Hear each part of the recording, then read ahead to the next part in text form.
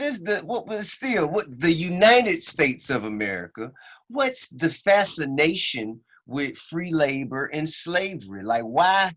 It makes money. You can make money if you are a racist.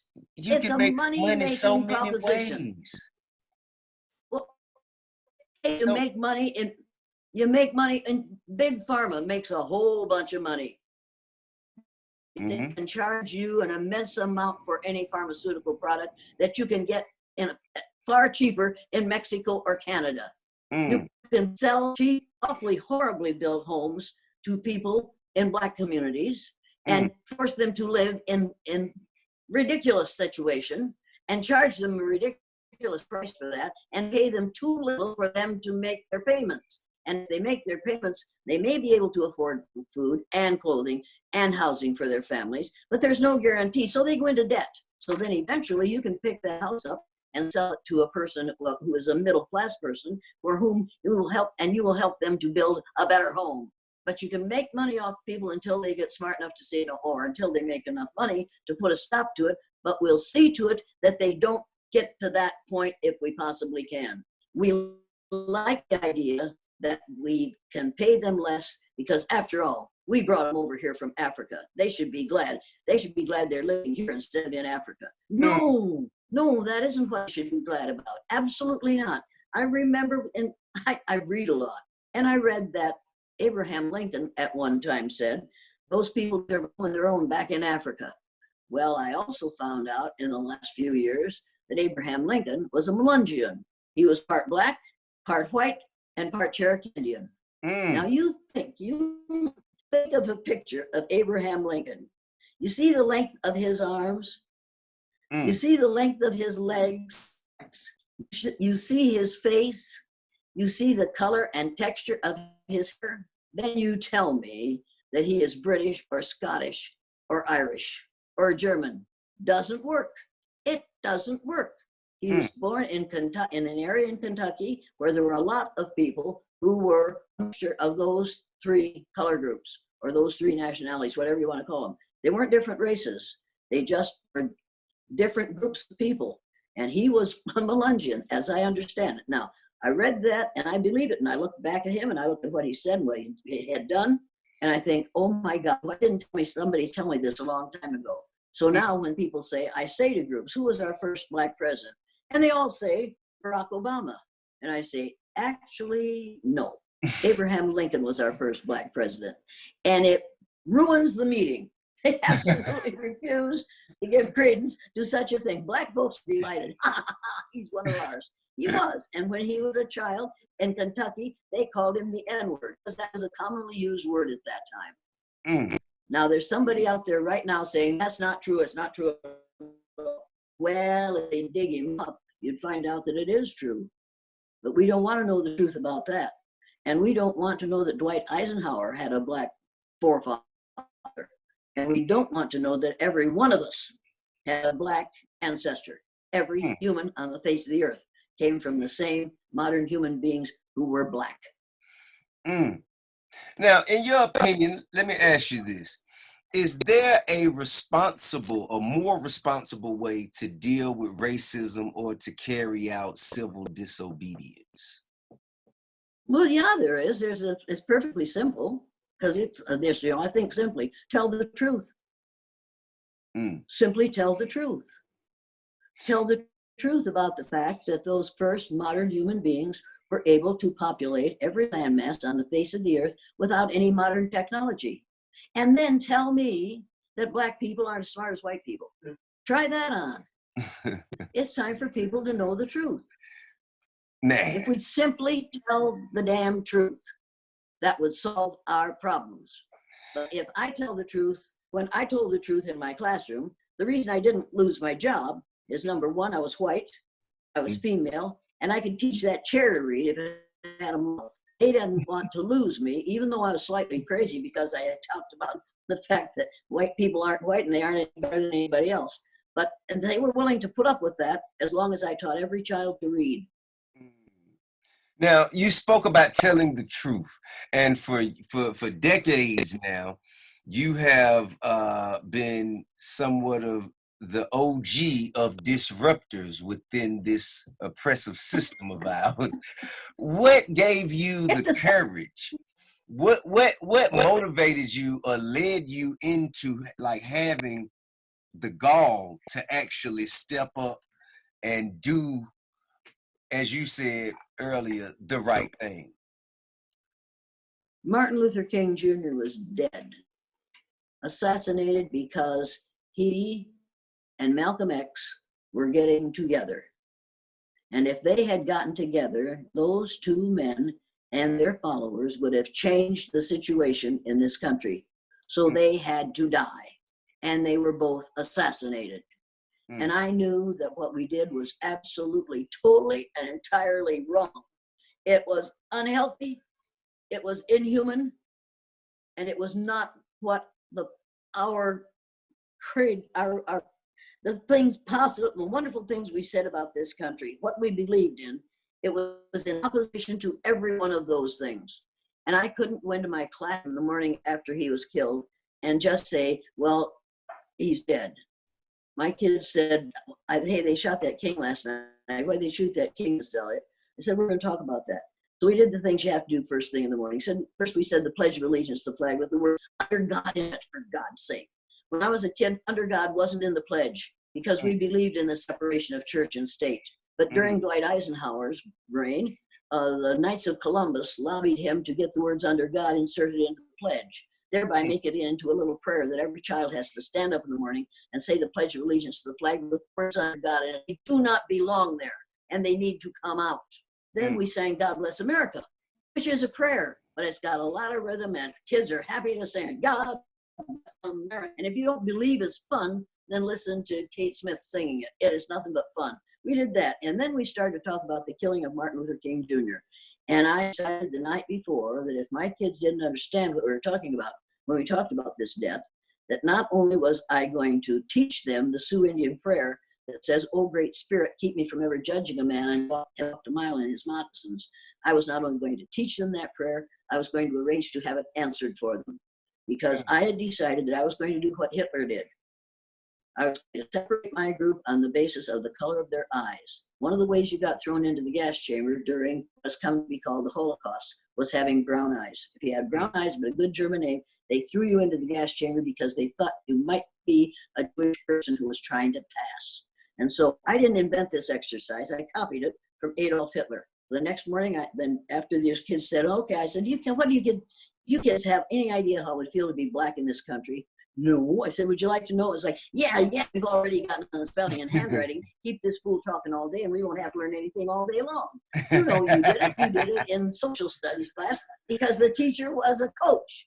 And all you had to do was have last night's football game and you could spend the whole period talking about football. So that day they thought we were just going to spend the whole day talking about race. And I said, okay, let's try this. We're going to judge people by the color of their eyes. And since I'm blue-eyed and most of the kids in this room are blue-eyed, brown-eyed kids are going to be on the top the first day. And they said, what do you mean?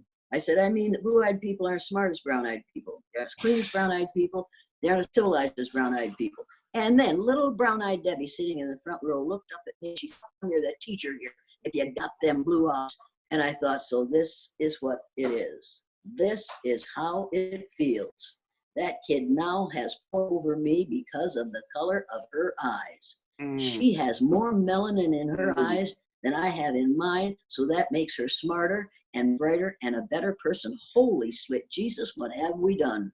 And at that point, one of the boys in the back stood up and said, well, if he didn't have them blue eyes, she'd be the principal of the superintendent. They're both brown-eyed. And I thought, oh, good Lord, look at how this kid knows how to be a racist. I never taught him how to be a racist, but in this country, we learn how to be a racist pre-birth and after death. So the day was absolutely terrible. I put brown-eyed people in the front of the room, made blue-eyed people go to the back because, you know, blue-eyed people spread germs. They're probably the ones who are spreading this virus. It probably came from blue-eyed people.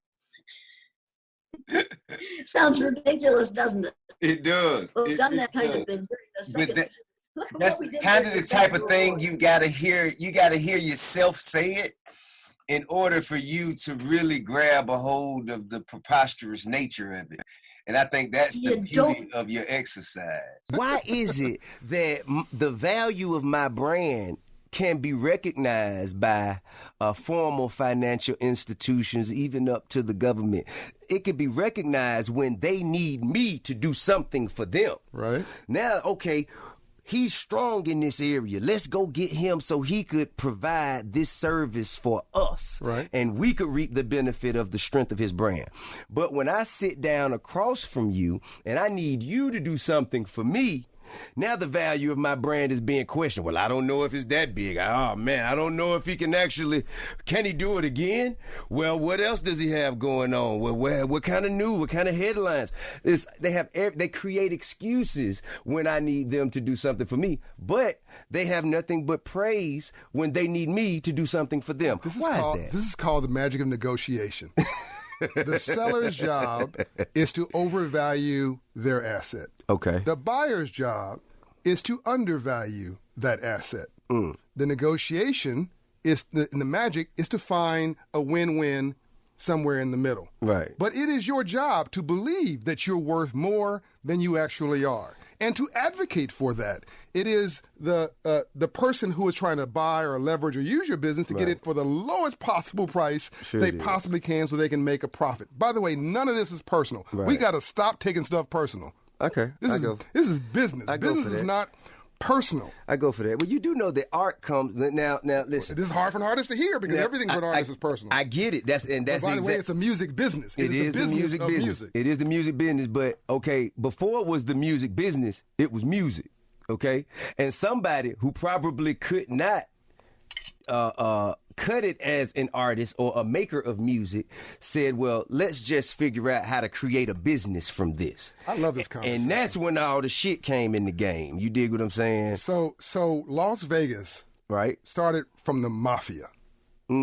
Parts of the music business started from the mafia. It was a business, and they would literally take R&B artists and hang them out windows to, quote, negotiate back in the day. Sure they would. So Quincy Jones, our friend and mentor, who's worth $340 million in a bad day. That's enough. After he lost $500 million on the Time Warner AOL deal, so he's worth much more than that.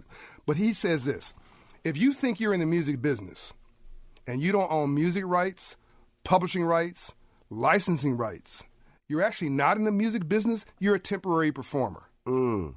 Work for hire. You're a temporary performer.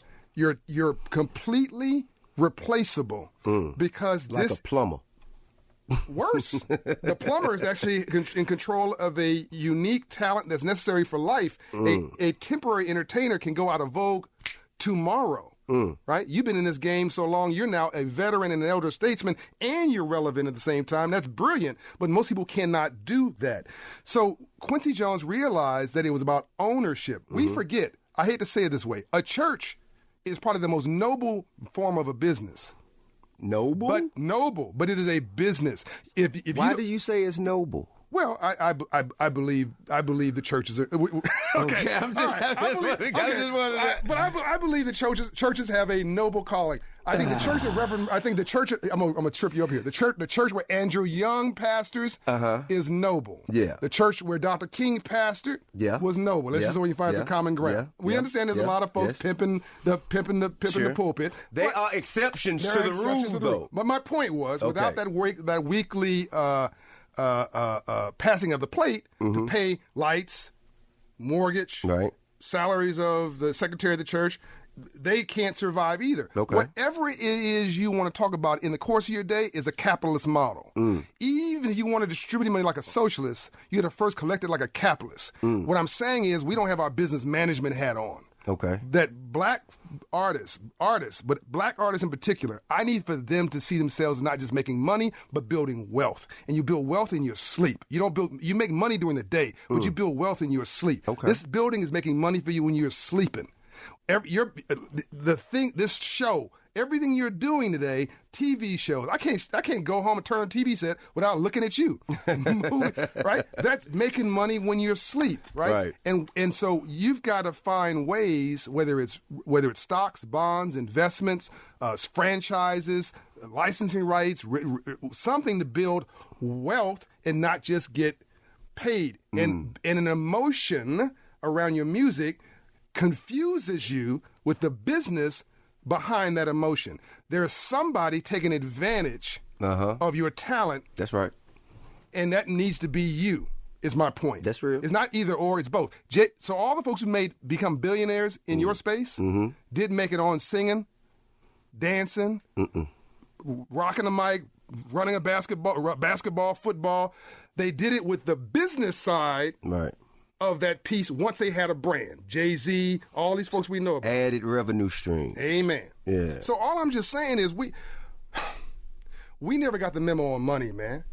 I mean, we ain't really never had none for real. Well, and by the way, and we just now starting to get some. Like with hip hop is the first little means of, legitimacy, at least in the upper 8 figures. Yeah. That black people had an opportunity to really have the kind of wealth that we needed to actually wrap our mind around managing. Right. And we all know the first time you get something and it's new to you, you don't necessarily treat it the same with the same kind of respect and the same importance as you do once you've had it a while, you understand it and you've gotten used to it. And I think that's what hip hop is now. You know what I mean? Which is why you're seeing billionaires and Jay and then Dr. Dre and now Kanye. But money has velocity, Tip.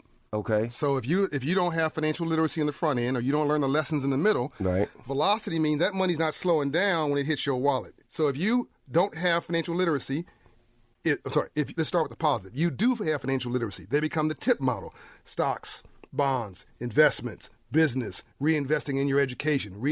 Every time I talk to you, you're just listening. Yeah. How'd you get so smart, Tip? You just nosy as hell. Okay? So a lot of people would agree with you on that. And then you have, and I'm going to say something that's controversial, but it's a compliment. You're almost like black Jewish in the sense of the way you look at the business side of your balance sheet. You ain't giving away nothing. You're finding value in that and making sure that value is leveraged up, even though you're not leveraging your real estate, you're leveraging your mind. So, but here's the negative velocity. You didn't get financial literacy, but you got some money overnight. Right. Jewelry, cars, parties, people, your boys, traveling, private jets for your friends. And that person's going. No private jets for my that's friends. what I'm talking about. Those people going broke, right? They can come with me if I'm getting on one, but I ain't never just ordered up no private jet. Say, y'all have a good time, man. See you when you get back. I won't name names. There's a boxer in Las Vegas that ordered a private jet for his boys and other private jets for his girls. Well, God bless. My billionaire friends don't do that, man. Because they got good sense. Amen. And you are a very frugal. You call yourself cheap. I say, but you're a very frugal celebrity. Yeah. Like, how was it to come into a bunch of money and then figure out, okay, well, in order to maintain and sustain wealth, I have to kind of pull back and have to reassume that level of wealth again. How is that? What is that process like? Man, you gotta learn as you go. You gotta really get somebody to handle your money, because hard to trust people, Chris. Yeah, it is. Just sign your own checks. People steal, man. Oprah told us that. People steal. You know what? But you know what? That's true. That's true. And that I understand that. But you gotta I don't care if you search high and low. Make sure you sign your own checks, but get a team to handle your money if you get a lot of money, man. And they can't get it. And, of course, if they invest it, you got to get a piece of paper. That's your stocks or whatever it is. But learn it, man, right away, because you give away $10 million. So you can give away $100 million. You can give away $1 billion. That's how fast you can be back broke or with nothing. So you got to invest it. You can't leave it in the bank. The bank only insure $100,000. That's right. So you got to learn. Get with somebody who's been there, who got money. That's the best idea. I tell people all the time, man, if I have $10 million in the bank, I'm keeping $500,000 or maybe $500,000 over 5 banks, of course, and I'm putting the rest in property and commodities that I know will accrue, the level of interest that is greater than I will get in putting it in a bank. Because if you leave it in the bank, all they gonna do is invest your money. That's for right. you. They making money off the bank. Yeah, they making money off you some kind of way. Yeah, I think that's a great tool. See, that's that piece of advice that people need to hear. Yeah, especially young kids. Because young kids, you might be broke right now, but we never plan on making money. That's right. When we be in our position, we plan on that. We'll make plans to die. You know what I'm saying? We'll say, man, I might not make it to see 21. But what if you do? Yeah, that's right. And what if all your dreams come true and you ain't planned for that to be in that position? Yeah. Then it's gonna escape you. That's right. And I know all the ladies want to know, man, why ain't Chris Tucker never got married? That's a good question, man. That's a good question. But I still got time. I still got time. So you believe in love? Oh yeah, man. Yeah. Because at this point, that's my next step for sure. So I still got time. Okay, and you got one kid. I got one son. Yeah. One son, 21 years 21, old. yeah. All right. You liked him so much that you didn't want to have no more? You know what? I never, because I'm the youngest of 6 kids, so I thought I would have a big family. So I don't know how I just got one son, but we'll see. I still got time for more. You absolutely got time for more, man. I heard you say champion is a mindset. Yeah, it's a lifestyle. Yeah. So, like, necessarily winning the fight don't make you a champion. No, because look at that kid, right? I couldn't even learn that from this kid. What's his name? He just got killed. What's the young brother? Which one? The Nipsey Hussle. Yeah, Nip. Listen, right? Long live Nip, the great. This game is a marathon, baby. And it sounds cool and slick, but this is real. Yeah. I'm not the guy today that I was when I was champ. But you're a champion today.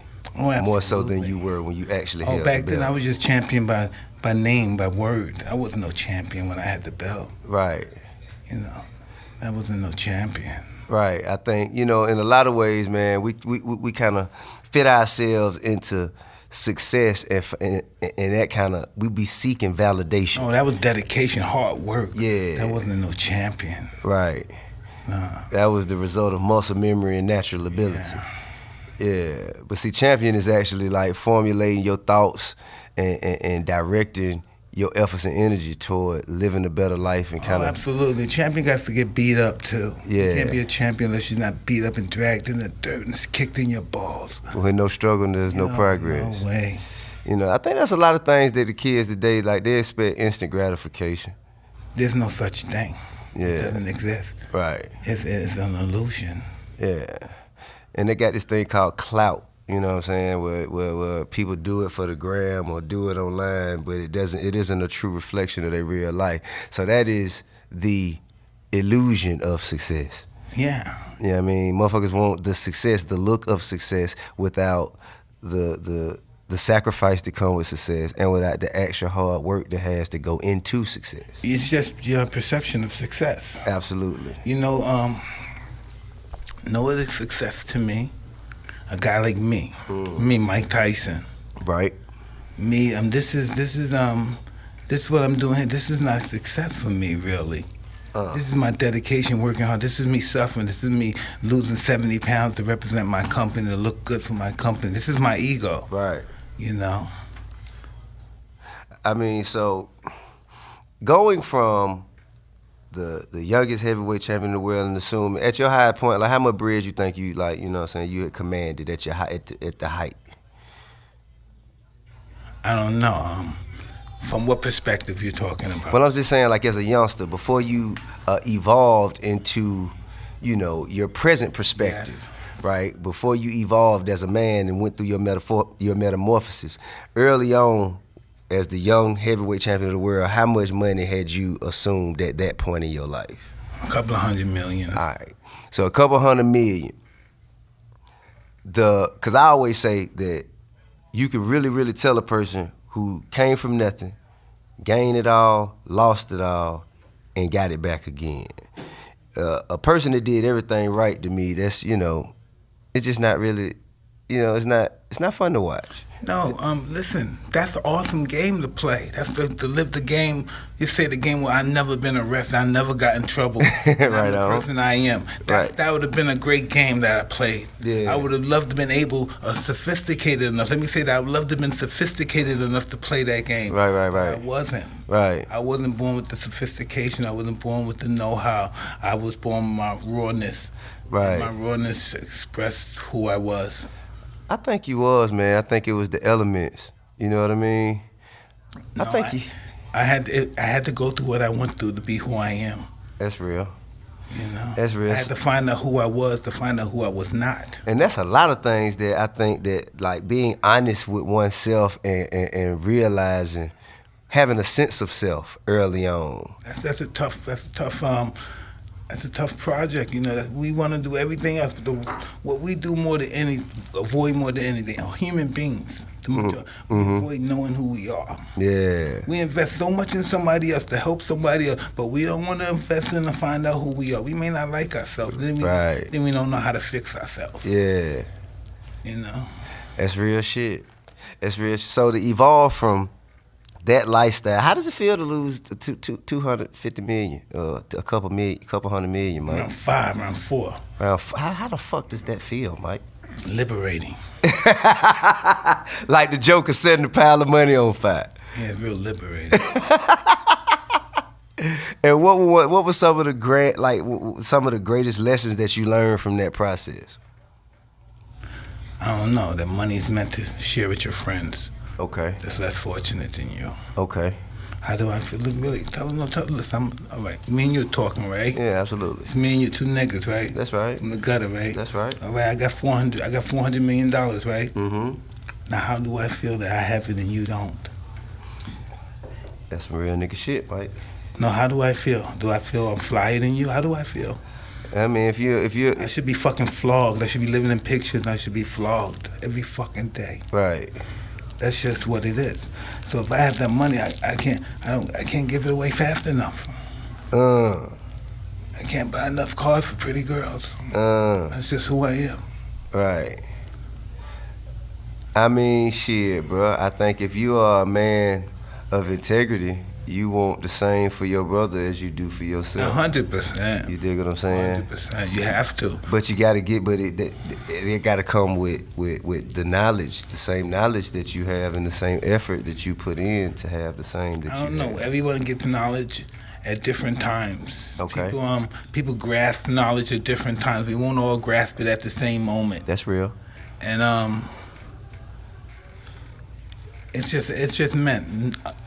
Allah didn't make no mistakes. Right. Everybody endured what they endured for some reason. We're born for a reason. We're born to enrich the earth. That's right. That's what we're here for. You think there's any other purpose we're here for? Why would God even make it? You really think you just come from your mother and father? You don't think it's bigger than that? Yeah, absolutely. There's a purpose. There's a bigger picture. You know, God's watching us, or the universe is watching us. Yeah. And we got to conduct ourselves like we know that.